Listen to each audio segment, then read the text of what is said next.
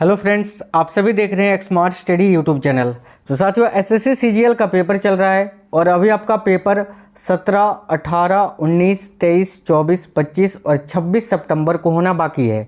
देखिए, अब तक हुए एसएससी सीजीएल के परीक्षा के आधार पर आज के इस वीडियो में टॉप 65 मोस्ट एक्सपेक्टेड क्वेश्चंस देखेंगे, यानी जिनका पेपर अभी बाकी है उनके लिए आज की इस वीडियो में 65 एक्सपेक्टेड क्वेश्चंस देखेंगे जीके के।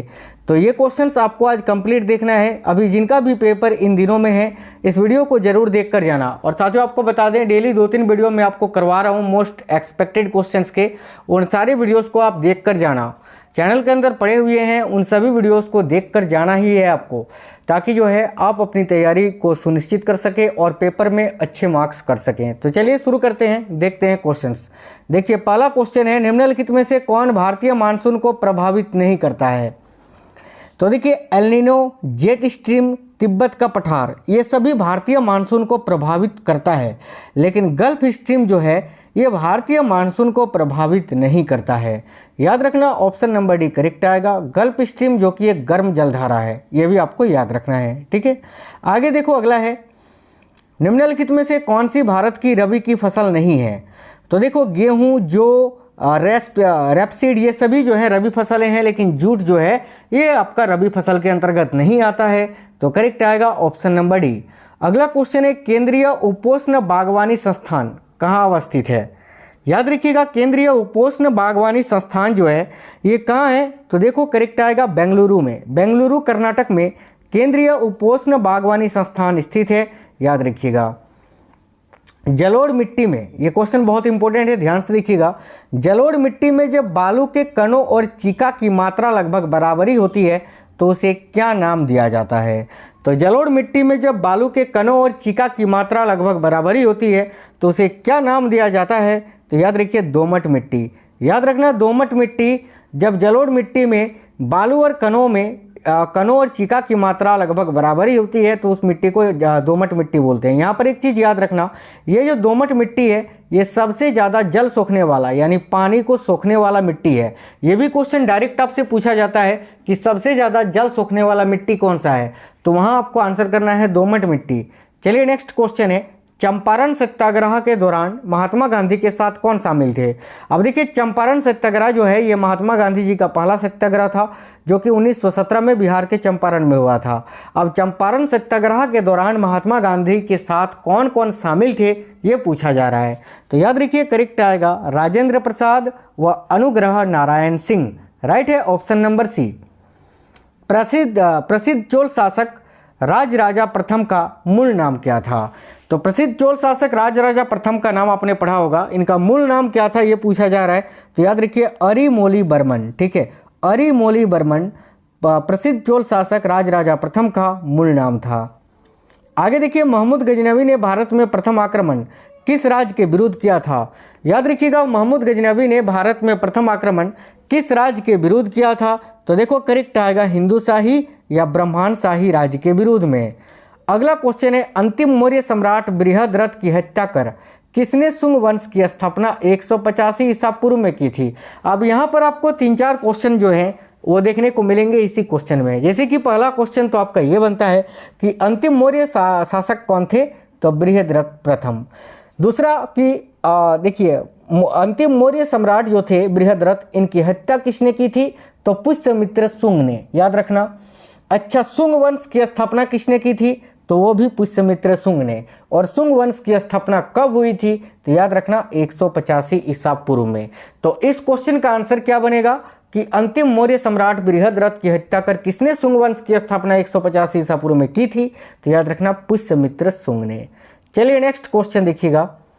वर्ष 1853 ईस्वी में लॉर्ड डलहौजी ने जो पहली टेलीग्राफ लाइन शुरू की वह किसके बीच थी?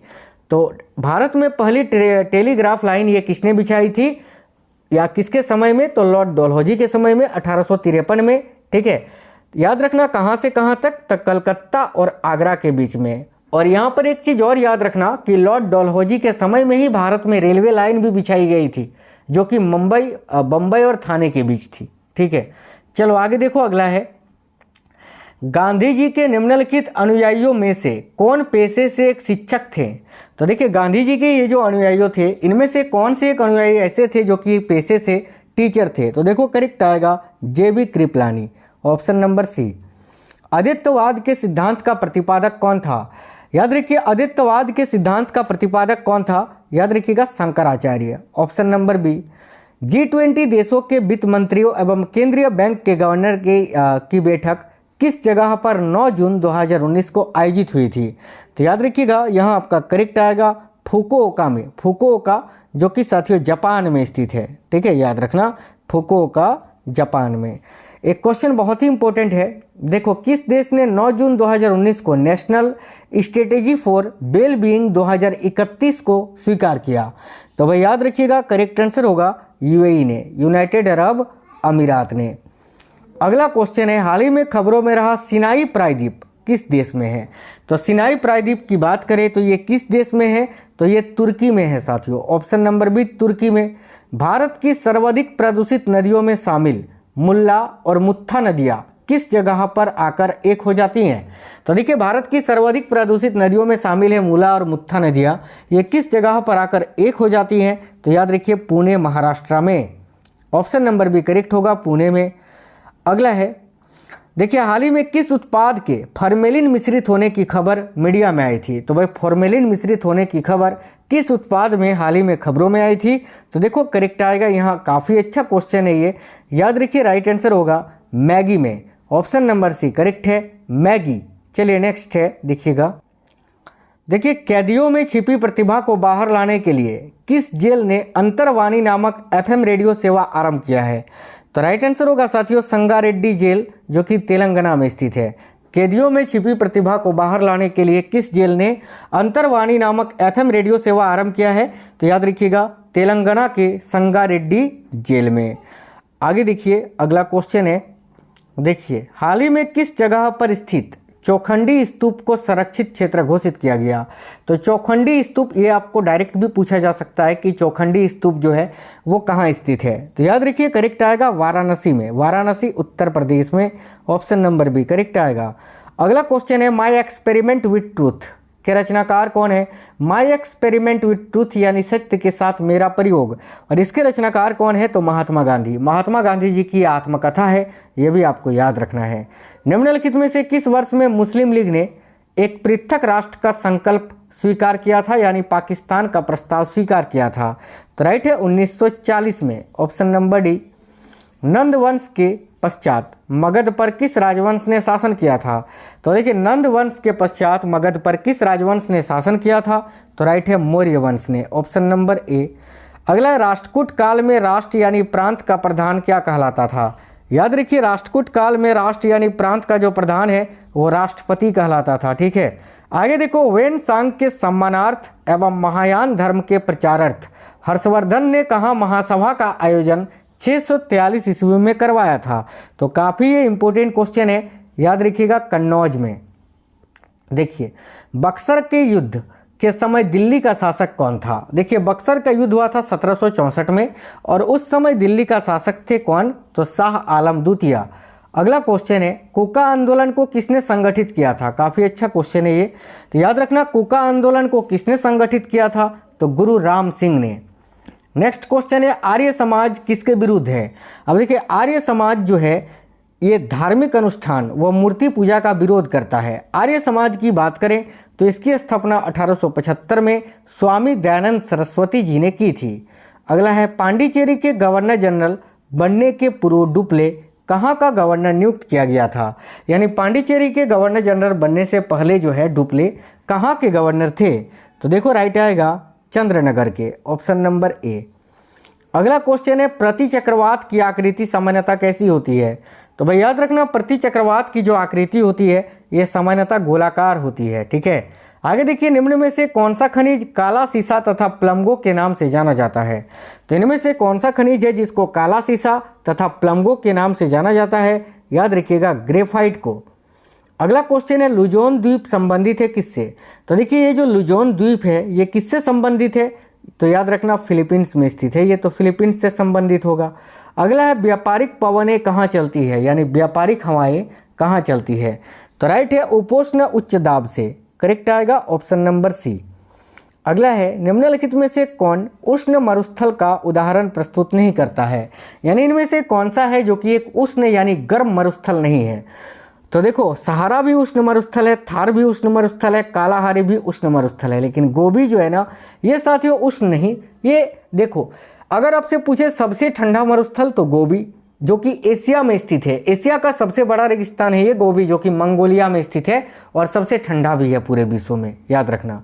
आगे देखिए अगला क्वेश्चन है विश्व में ऊन का सर्वाधिक उत्पादन करने वाला देश कौन सा है? ऊन, तो याद रखना ऊन का सर्वाधिक उत्पादन करने वाला जो देश है वो है ऑस्ट्रेलिया, ऑप्शन नंबर बी।